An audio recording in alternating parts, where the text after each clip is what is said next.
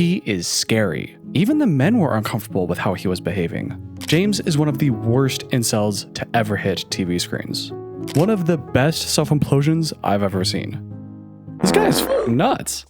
In the summer of 2020, reality TV fans were introduced to the season 2 cast of the US version of hit international dating show Love Island, where we all had the unfortunate experience of meeting James.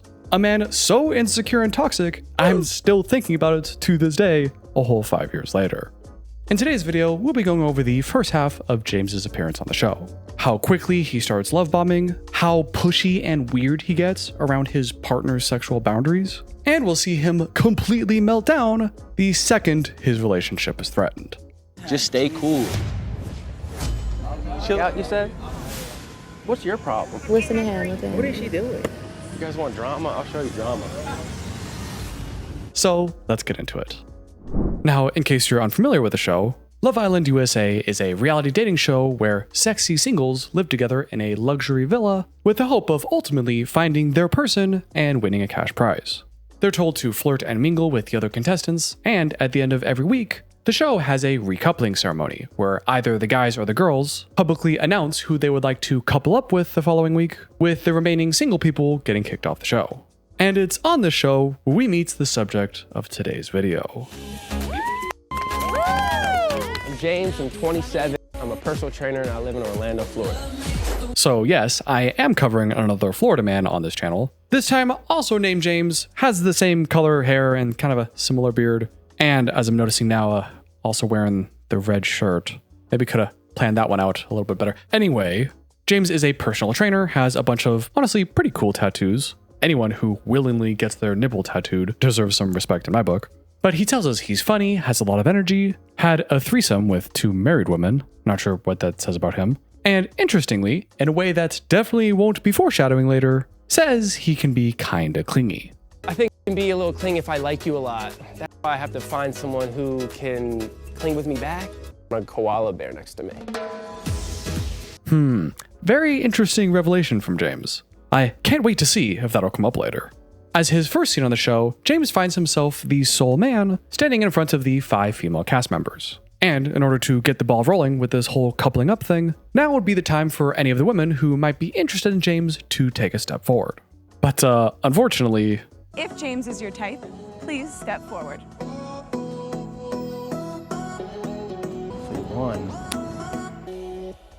So James gets rejected, the women all give very polite answers as to why they didn't step forward, but James has to pick somebody, and so he sets his eyes on his next victim. I mean, partner. I'm looking at red. Oh, Yeah. that's Moira. I know you want to be patient, but the instant connection, I feel like I have it right now with you. We'll see. I'll grow on you. Okay, come. Oh, yes. All right. And after that awkward introduction, the show has one of its first couples, and Moira has what will soon become her biggest nightmare. Part 1. James the Love Bomber. James gets right to work on Moira, with some concerning signs of early love bombing. He starts showering her with compliments. I feel like you don't really show off. Oh my God, thank you. You know what I'm saying? You're like the realest here. That's why I'm excited that we connected like this. Thank you. I like your lips. He says she can talk to other guys and he won't get jealous. He can't wait to cuddle her all night. Feels like he already knows her. And unfortunately, Moira is eating all of this up. Like I already know you. I know, well, yeah. He just is so sweet and so sincere. It really can't get better. I'm like nervous it's gonna get worse. Oh, you sweet summer child. And while I can understand how, from Moira's perspective, this could feel like James is just a really nice guy who's secure in himself and just really likes her, from my perspective, this looks like love bombing. When someone that early on makes these grandiose claims, like, "You're the realest person here, and I feel like I've known you my whole life," you just have to ask yourself, why are you saying that? You could be saying she's really hot or you think she's really funny or something, like that's fine. But it's in the love bomber's best interest to present the relationship as being much more serious and intimate than it really is so that they can get what they want. But as you can see, it looks like the strategy is working on Moira. During that conversation, they share their first kiss. They share another cheeky smooch later on during a group truth or dare game. That kiss was so hot. I got so goosebumpy. We see again the next day James's fabulous attempt at flirting, I guess. have those wow moments, you know what I mean? Oh my gosh. The wow moments. Wow. This is a You're a wow, wow. moment. Oh You're my a gosh. Wow. You're so wow. Wow. Wow, wow, wow, wow. I'm sorry for doing that to you, but you did just lose a few brain cells watching that. But for how awkward and kind of weird some of these interactions look, the overall vibe of the show at this point is that James and Moira were actually one of the few truly established couples.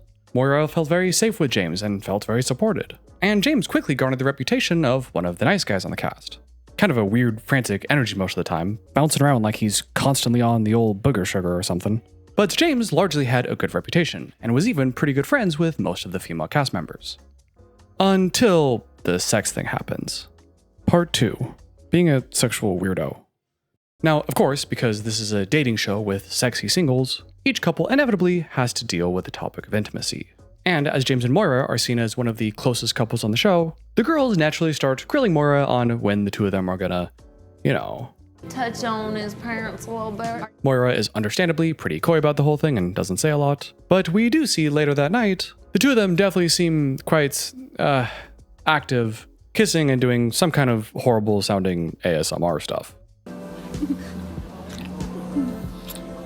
The next day, Moira admits to the girls that she and James got to second base last night. A story we see James immediately corroborate as he tells this other guy that clearly couldn't give less of a shit. Me and Moira got like pretty close. Oh, really? That was nice. It's good, man. That's what I'm saying. She likes you. However, as it turns out, Moira actually wasn't super comfortable with the whole thing. And it's here, when she goes to tell James that she'd like to slow things down with him, that James's cracks begin to show. That didn't sound right. So Moira approaches James about it while he's lounging out by the pool, and starts the conversation off very lightly. I know, what do you think about the pace we're going at? Wow, he sure perked up at that. Sure hope he doesn't get super insecure by Moira bringing this up, and get all weird and controlling about that. Anyway, let's hear his response.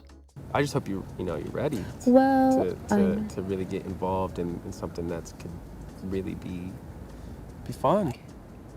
I just hope you're ready to do something fun. What a weird response to that. Hearing his response, I'm guessing that he personally is excited about their sex life and is okay with their pace. And it also sounds like he's correctly picking up that Moira may want to slow things down a little. That's what it sounds like to me. However, if he thought that she might want to take things slower, why would his first response be, "Oh, you want to slow things down? Well, you're going to give me what I want eventually, right? I just hope you'll be ready to do the thing I want you to do at some point."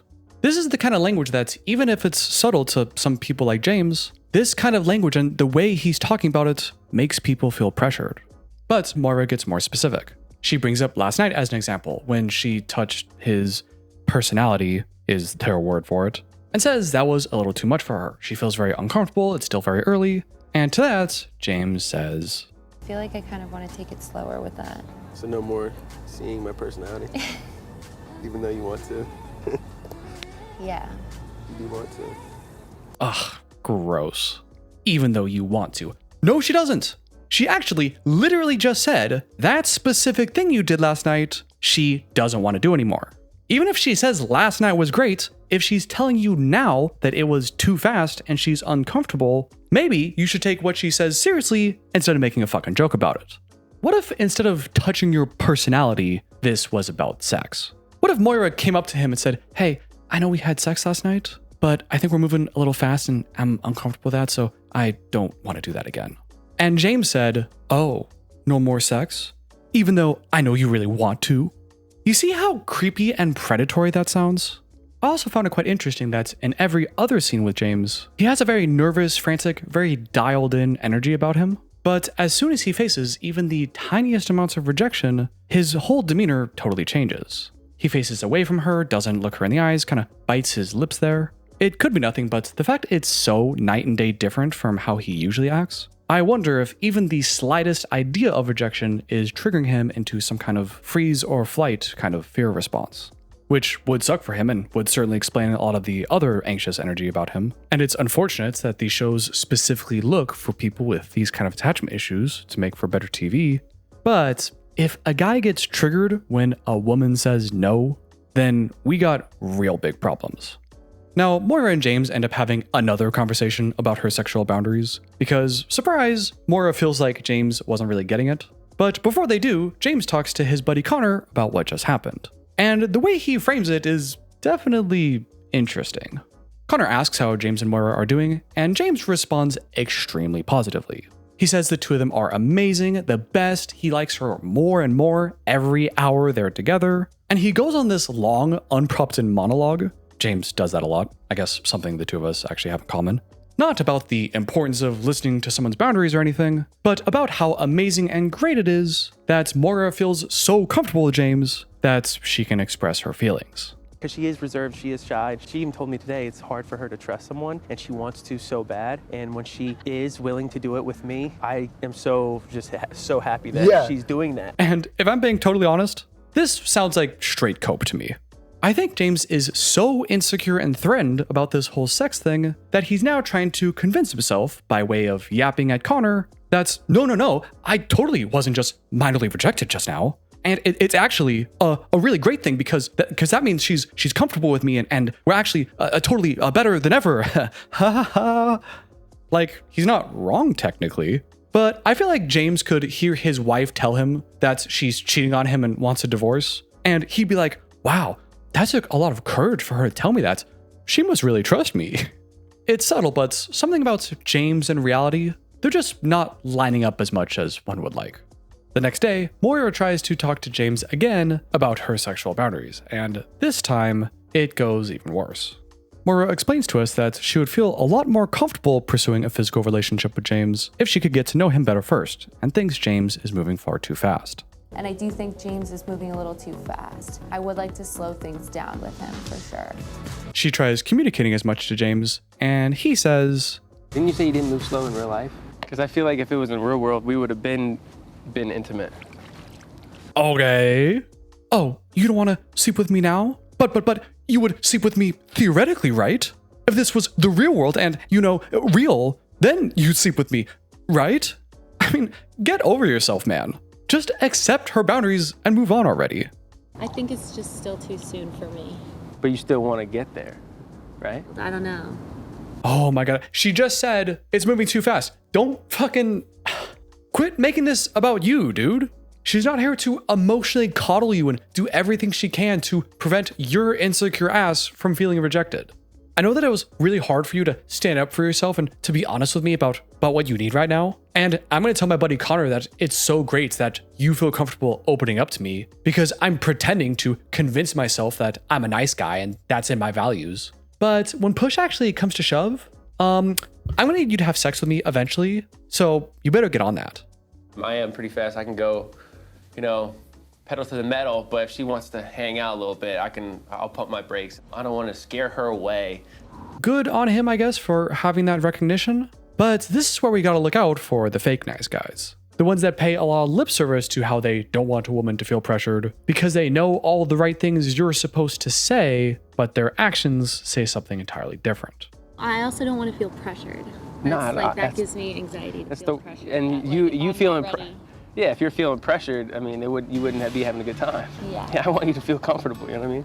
Again, it just feels like he's reciting the lines in his head and knows what he's supposed to say, but looks like he doesn't truly believe it, and looks like he's putting on some kind of performance to hide his rejection and insecurity. And apparently, Moira feels the same way. Because right after this conversation, Moira swims over to the girls to tell them how uncomfortable James is making her. She tells the girls that she's feeling a lot of pressure and anxiety from James, feeling kind of forced into doing something, and the girls agree it sounds like James isn't really hearing her. Moira and James are definitely on different pages. I think that James is already at the end of the book, and Moira is just in the opening chapters. Later that night, there's another recoupling ceremony. This time it's boys' choice, and obviously James picks Moira. I want to couple up with this girl because she's so pretty, so fun, so loving, so caring already. First time I saw her, I just couldn't get enough of her. Moira. The two of them are feeling pretty good about that when not 5 minutes goes by and this happens. Kirsten and Moira, 2 new guys are waiting to take you on dates tonight. Please get ready to leave the villa. # late night date night. # hit the jackpot. Boom. Oh my god. That's right. Welcome to Love Island, baby. where the producers try to identify which couples are the weakest and introduce new cast members specifically to threaten that relationship. And, just as the producers hoped, James handles this newfound threat extremely poorly, and it's here where we see James's fake nice guy mask completely slip off. Part 3. A new challenger approaches. As Moira and the girls go prepare for her date, James vents his frustration to the guys. I worked so hard for her to like me. And how would you feel if she entertained it? I mean, I would just literally change my game into a whole other realm. I'm sorry, did he just say he's worked so hard to get her to like him?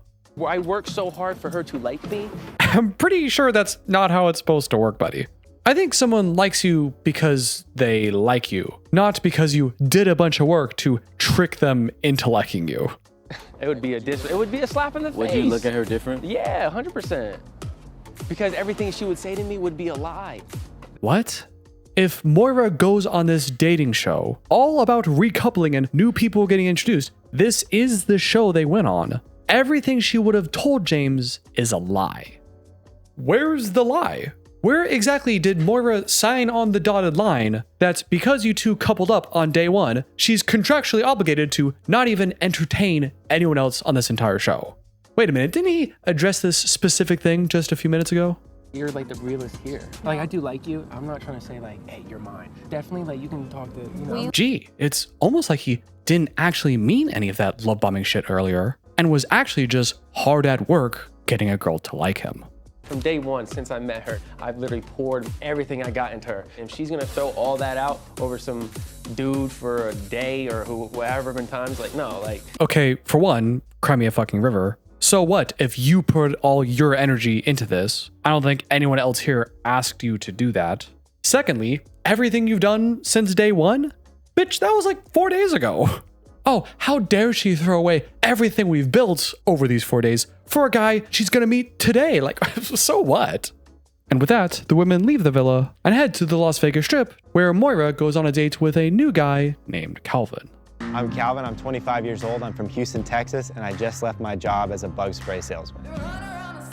Now, if I'm being honest, I don't give a shit about Calvin. I mean, he seems like a nice enough guy, but he doesn't really have that much to do with James himself, so I won't be talking about him too much. All you need to know is that Calvin chose Moira specifically to go on this date with because Calvin has actually been watching the show along with all of us.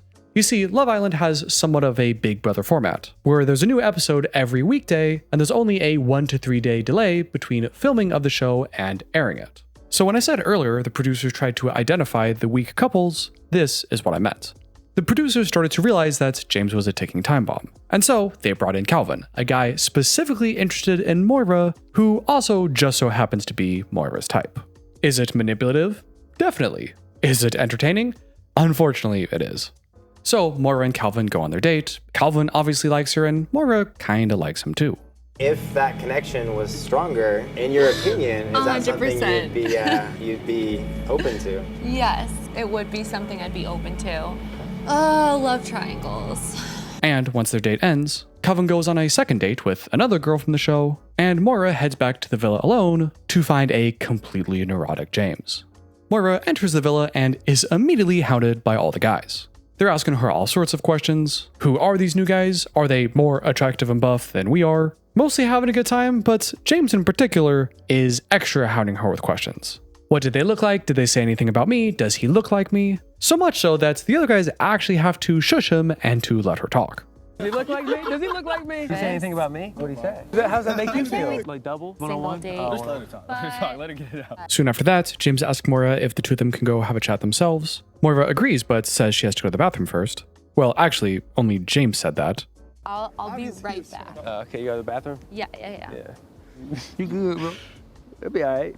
But whether Moira just happened to get stopped or it was her intention all along, she doesn't go to the bathroom and instead meets up with her girlfriend Mackenzie to talk about the date. Spill the tea, sis. Okay, Calvin. I'll spare you the details, but essentially, although Moira had no intentions of seeing anyone besides James, if she's being completely honest, she is kind of feeling Calvin, who she says basically has all the positive attributes James has, but also has a calm, chill side that James seems to completely lack. This other guy is like giving me that kind of attention that's a little bit more like chill, which is who I am. But although she hasn't made up her mind yet, Moira feels guilty about her conflicting emotions. And so she heads down the stairs to talk to James, who just so happens to be laying down on the grass by himself right in front of the stairs to ambush her. I think that you guys can chat. Moira calls James over for a chat, and this is how it starts. Is it good news? Bad news? Fun news? What's that smirk about? It's new. It's a new smile you have on you. Is it new? Yeah. Good news? Bad news? Fun news? You're smirking. What's that about? Haven't seen that before. How are you? How am I? Please reassure me. I think it's safe to say that James is very insecure here. And I get it. His partner's been out all evening with another guy. She clearly had a good time. She just went to talk to Mackenzie about the date instead of him. I'd feel insecure too. However, instead of even attempting to have a handle on his emotions, instead, James handles this by asking her 1,000 questions nonstop, barely letting her say a goddamn thing. Did you have a good time? Do you like the new guy? How much do you like him? Are you going to pursue him? Are you going to stop pursuing me? Are you going to stop being lovey-dovey with me?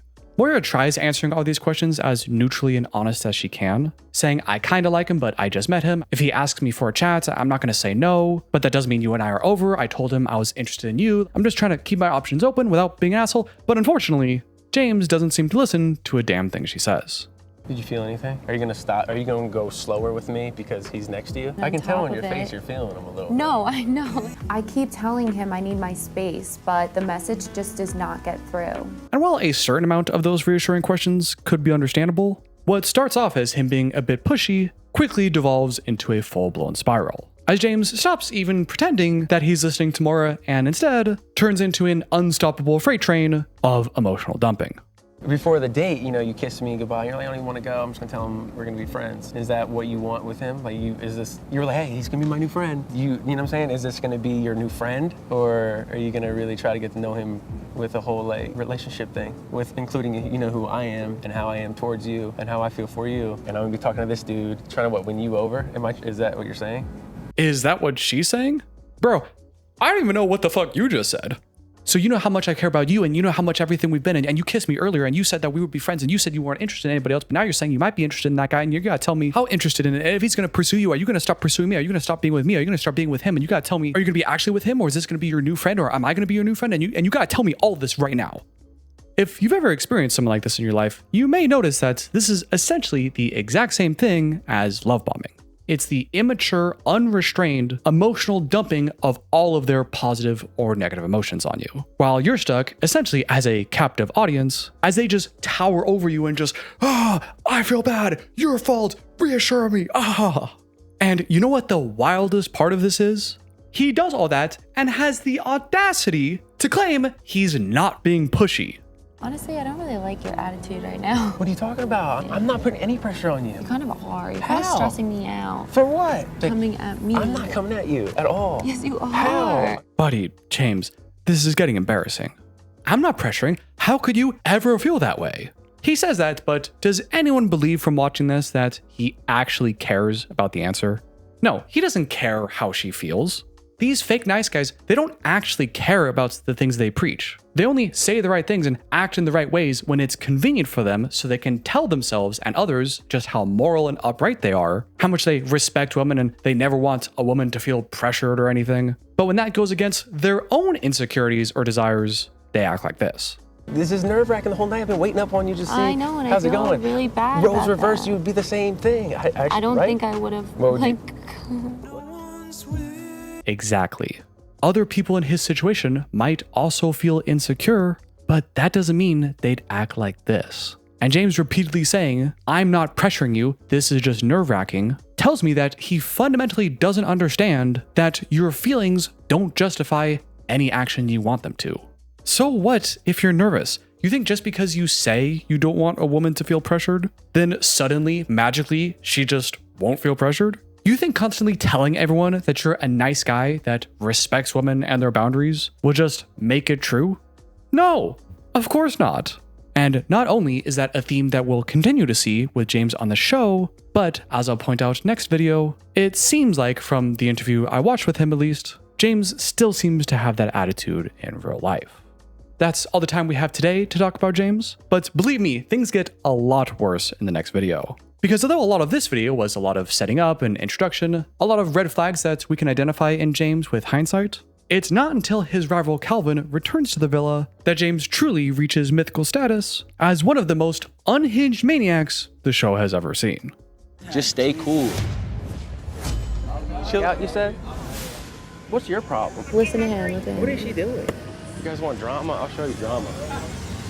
I just want to go home. Stop shifting it onto her. This is about your actions and what you are doing. Also, as a gentle reminder, something we always have to keep in mind is, as terrible as James looks on the show, there is a reason he was cast. I don't personally think James is evil. I think he's a troubled, possibly even well-meaning individual that's horrifically terrified of rejection. And the producers were more than happy to cast him, hoping the nature of the show would trigger him and his insecurities so much that he would eventually crash out. Which is exactly what happens. James still did what he did on the show, and I stand by my critique of him, but who knows how he'd act in real life. Well, actually, we kind of do have an idea, but that'll be for next video. That's it for the video. Thank you for staying around to the end, and thank you for all the crazy support I've gotten on my last few Tony videos. As longtime viewers of the channel might guess, I'm trying to transition away from exclusively talking about 90 Day Fiancé, and trying to focus more on these fake nice guys, these incels, these performative males that I feel like I'm uniquely good at calling out. So if you know any online figures that might make a good video for my channel, then let me know in the comments below, and I'd love to check it out. A big thank you to all of you channel members, and if you'd like to see any of these videos early, then feel free to hit the button and join and become a member yourself. And until next time, I'll see you later.